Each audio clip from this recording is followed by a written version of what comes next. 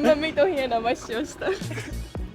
Tervist, mina olen Kaspar ja täna oleme me siin SEB-ga otsuse kohas, et teada saada, milliste mõttetute asjade peale Eesti noored raha kulutavad. Riided, no nad ei ole mõttetud tegelikult. Riided ja siis meik ja siis lõhnaasjad ja siis jälle meik. Ostan endale meiki ja riideid ja... Mulle meeldib Eesti disaini toetada rahaga, mida mul ei ole. Peaks tegema targemaid otsuseid, et millal endale lubada selliseid asju. Aga kui tihti sa näiteks endale uusi riideid ostad?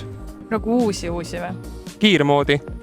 Ei, ma ikka olen siuke keskkonnateadlik inimene ja mina ostan ainult kaltsukatest endale riideid.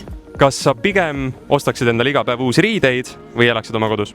Elaksin oma kodus. Muidugi ikkagi oma kodus. Elaksin oma kodus. Me ei tohi enam asju osta.